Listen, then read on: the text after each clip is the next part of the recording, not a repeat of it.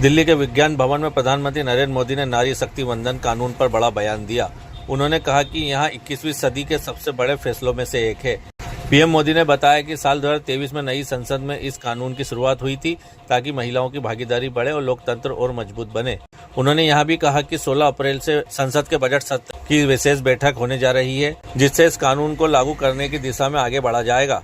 प्रधानमंत्री ने महिलाओं को संबोधित करते हुए कहा कि भले ही वे ग्रस्त जीवन में नहीं हैं, लेकिन महिलाओं की परेशानियों को अच्छी तरह समझते हैं। उन्होंने कहा कि रसोई के धुएं से होने वाली दिक्कतें और दूर दूर से पानी लाने का दर्द, इन सबको ध्यान में रखकर सरकार ने योजनाएं बनाई हैं। उज्ज्वला योजना और नल से जल जैसी योजनाओं से महिलाओं को राहत मिली है और वे आर्थिक रूप से भी मजबूत हुई है। पीएम मोदी ने कहा कि देश की करोड़ों माताओं और बहनों का आशीर्वाद ही सरकार की ताकत है।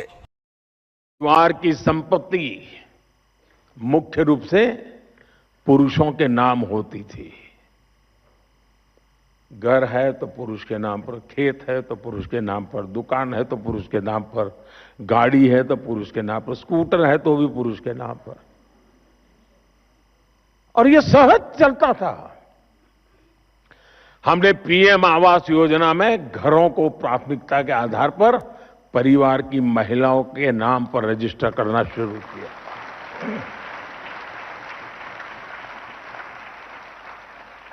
बच्चे स्कूल जाते हैं तो स्वाभाविक रूप से पिता का नाम लिखा जाता है। हमने आकर के शुरू किया, मां का नाम भी लिखा जाएगा।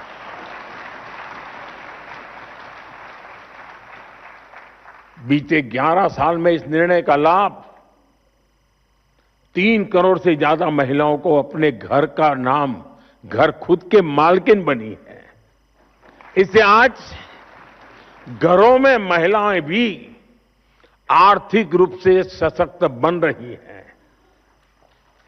आमतौर पर पिता और बेटा कुछ व्यापार की बात करते हैं ना, और अगर माँ चाय लेके आए और थोड़ी देर खड़ी रहे, अरे तुम जाओ किचन में काम करो, हम बात कर रहे हैं।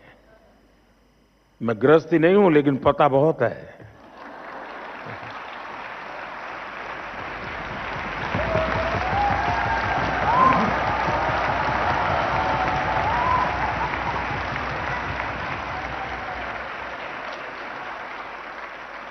लेकिन अब जब वो आर्थिक ताकत बनी है ना, तो बेटा भी कहता है, अरे जरा मम्मी को बुलाइए ना, बातचीत में उनको बुलाइए ना।